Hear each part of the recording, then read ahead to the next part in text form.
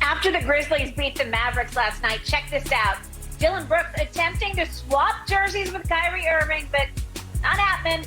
Kyrie appears to walk away, not interested in taking Brooks' jersey after he gave his to the Memphis guard. After the game, Kyrie said, "No, not intentional. Quote, I'll probably get it next time. Probably next time. Not this time. I was really on to the next thing, thought process-wise." Shannon, do you like or do you have a problem with what Kyrie did? I feel bad for Dillon Brooks, Skip, because clearly he wanted Kyrie's jersey, and I guess the proper jest in return is that you give the jersey. Guy give you the shirt off his back, Skip, I give you the shirt off my back. Okay, so if you're in Kyrie's shoes, you give your jersey up? Knowing you, probably not. Nah, because I'm thinking Kyrie's probably thinking, man, why the hell I want Dillon Brooks' jersey? If that's Luka, if Kyrie's on the other team and that's, Ja. Let's just say that's Ja. That's a good one. Give me Ja. Yep. Or that's Devin Booker, that's Donovan Mitchell, Shea Gilgeous.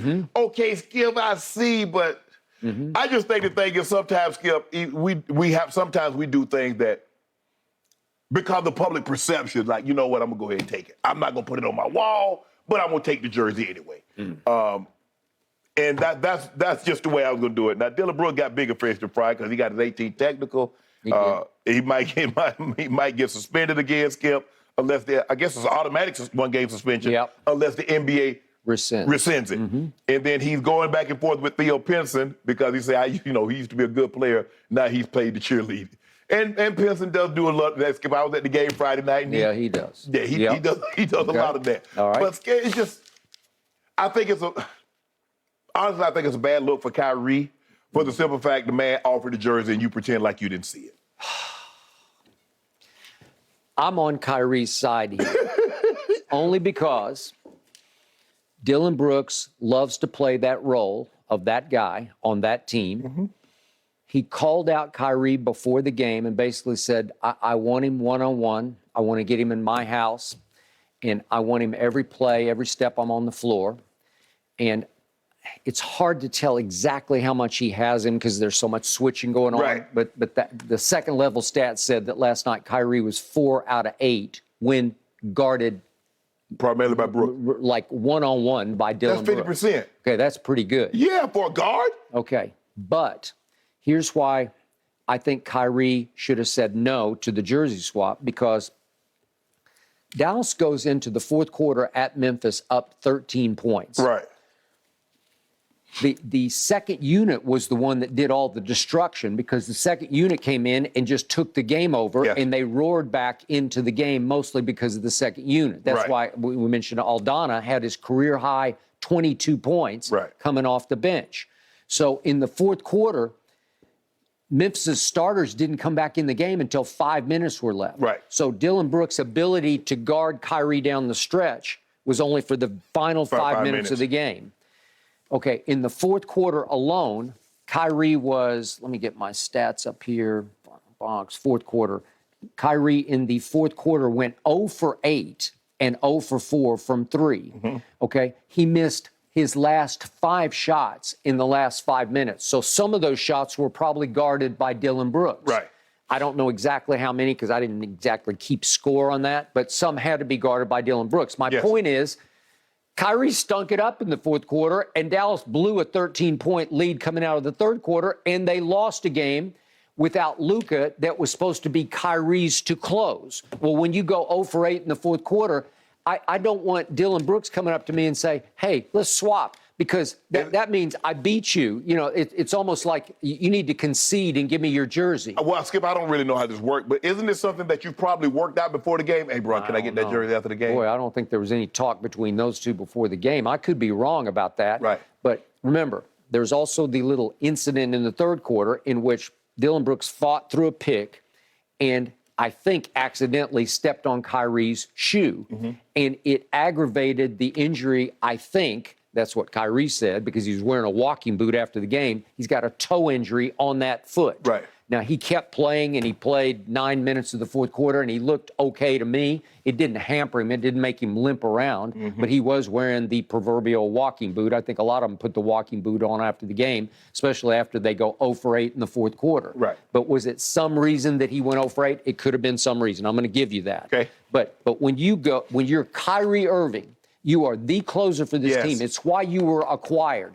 You are the one, when you're playing with Luka, he's deferred to you constantly in the fourth quarter and in overtime. So you have to do better than 0 for 8 and 0 for 4 from 3 as you blow the lead and you lost the fourth quarter 29-12. Your team scored 12 points in the fourth quarter. Well, I don't want Dillon Brooks. Kyrie made nice with him, and I was surprised how nice he made because they dapped up each other and they hugged and they did all that. But all of a sudden, it's like, want to swap jerseys? And Kyrie's like, no, I don't, because it's almost like you're conceding to him because he's in power. He's the one. He's got the advantage over you because you were the one who disappeared in the fourth quarter. And Kyrie said, I saw that after the game. I'll probably get it next time. Probably next time. Not this time. I'm really on to the next thing, thought process-wise.